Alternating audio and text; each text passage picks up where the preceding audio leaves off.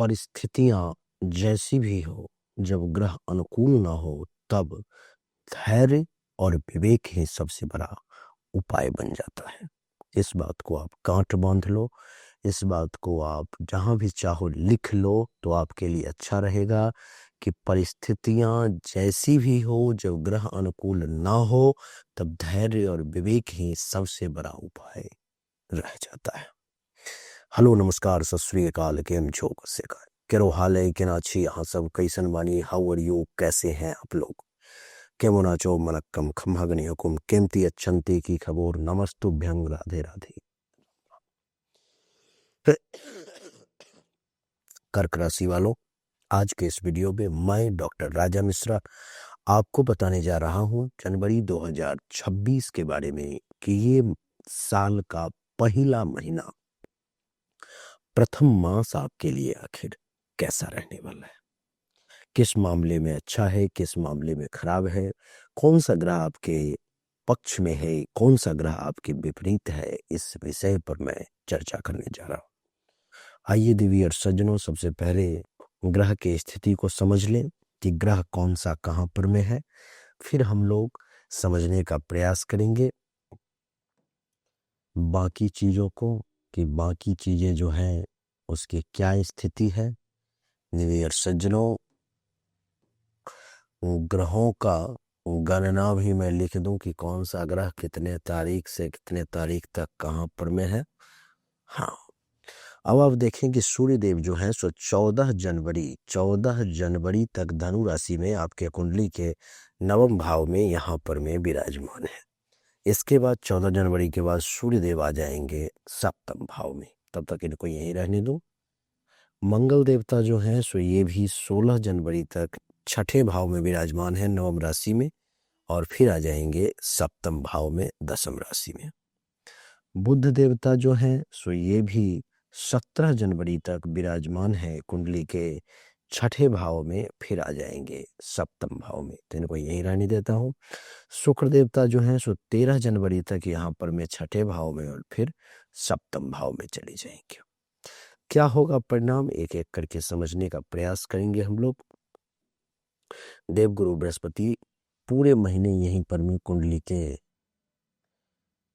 के द्वादश भाव में ही कर्क राशि वाले विराजमान रहेंगे, और शनि देवता कुंडली के नवम भाव में पूरे महीने, राहु देवता अष्टम भाव में, और केतु देवता द्वितीय भाव में विराजमान रहेंगे। इसके क्या परिणाम होंगे एक एक करके मैं भी बताने का आपको प्रयास करूंगा, आप भी समझने की कोशिश करेंगे तो अच्छा रहेगा। इन चार ग्रहों का एक साथ यहाँ पर में विराजमान होना ये दर्शाता है कि यह महीना संघर्ष और प्रतिस्पर्धा से भरा हुआ रहेगा। परिणाम ये होगा कि शत्रुओं पर में विजय मिलेगी। दुश्मन आपका बाल बाका नहीं कर पाएगा, लेकिन प्रयास अधिक करना पड़ेगा, इस बात को आप जान लें। कोर्ट कचहरी, विवाद और नौकरी में प्रतियोगिता बढ़ने के योग दिखाई दे रहे हैं। हेल्थ की अगर बात करूं, स्वास्थ्य की, तो स्वास्थ्य में पेट, रक्तचाप, सूजन, एसिडिटी की समस्या आपको ज्यादा परेशान इस समय में कर सकती है। नौकरी पेशा लोगों के लिए कार्यभार बढ़ेगा, इस समय में काम ज्यादा आपके सामने आ जाएगा। स्वभाव में चिड़चिड़ापन और क्रोध भी आपका बढ़ सकता है, इसलिए उस पर में आपको विशेष ध्यान देना होगा। सकारात्मक पक्ष की बात करूं तो यदि आप मेहनती हैं तो विरोधियों को आसानी से परास्त कर पाएंगे। परीक्षा, प्रतियोगिता और इंटरव्यू में सफलता का योग बन रहा है, क्योंकि ये ग्रह छठे भाव में विराजमान है। देवी और सज्जनों, लगभग 13 से 17 जनवरी के बाद ये सारे ग्रह जो हैं सो सूर्य भी सप्तम में आ जाएंगे, शुक्र भी सप्तम में, बुध भी सप्तम में, और मंगल ग्रह भी जो है सो सप्तम भाव में ही इनका आना मैं देख पा रहा हूँ। यानी कि ये सारे के सारे ग्रह जो हैं सो सप्तम भाव में आ जाएंगे। क्या परिणाम होगा? सूर्य, मंगल, बुध और शुक्र का सप्तम भाव में प्रवेश दाम्पत्य जीवन में कुछ तनाव उत्पन्न कर सकता है। यहाँ पर में कुछ तनाव आ सकती है। तनाव पर में काबू करना पड़ेगा। तकरार की संभावना उत्पन्न हो सकती है। पार्टनरशिप बिजनेस में मतभेद की संभावना भी मैं देख रहा हूं। मंगल की उपस्थिति में अहंकार टकराव बढ़ा सकता है। इस बात को विशेष तौर पे समझना होगा। बुध के कारण बातों में विवाद भी सुलझ सकती है, ऐसा मैं देख पा रहा हूं। अगर सही तरीके से बातचीत किया जाए तो आपके विवाद को बुध सुलझा सकते हैं, क्योंकि बुध देवता जो है देवी और सज्जनों ये बहुत बातचीत के ही देवता है।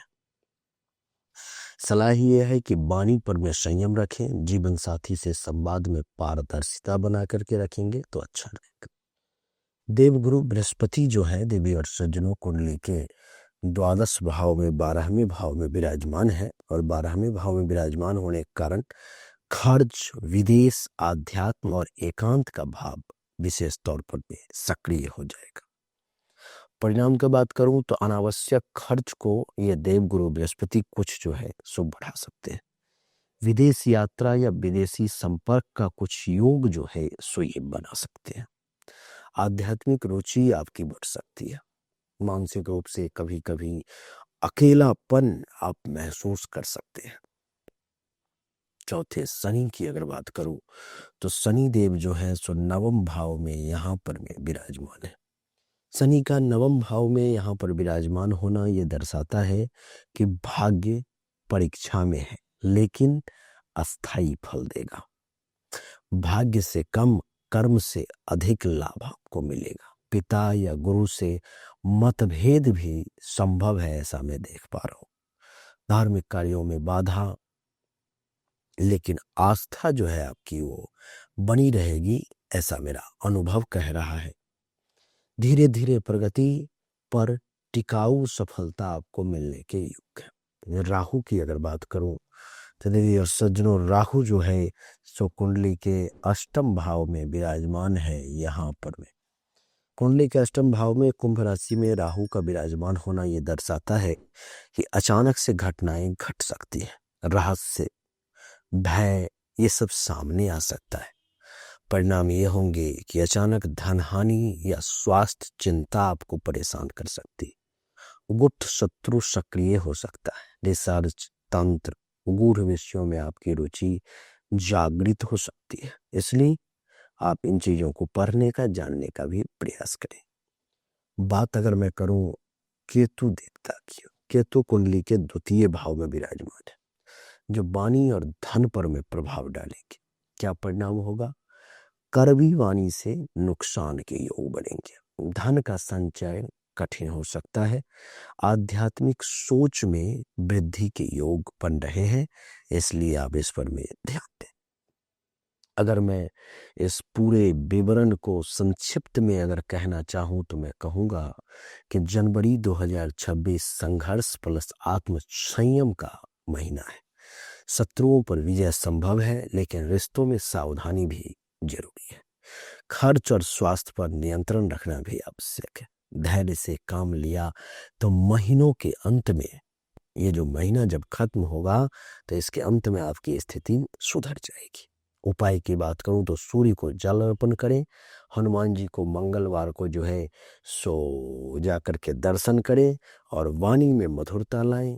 इतना ही अगर आप करेंगे तो आपके लिए कर्क राशि वाले ये समय वाकई में उत्तम होने की मैं घोषणा जो है सो करता हूं। लेकिन अगर उपाय नहीं करेंगे तब फिर भगवान मालिक। वैसे मैं आपको बता दूं कि ये जो हमारा राशिफल है ये 100% सही नहीं है। 100% सही जानकारी के लिए आपको ये गोचर का फल प्लस हस्तरेखा का फल प्लस कुंडली का फल, ये 3 चीजें जब मिलेंगी तब रिजल्ट आएगा 100%। अगर आपको 100% जानकारी चाहिए तो आप अपनी हस्तरेखा, जन्म कुंडली सब सामने दिए गए व्हाट्सएप नंबर पर भेजें और शुल्क जमा करें। आपको सही और एक्यूरेट जानकारी प्राप्त होगी। राधे राधे, राम राम।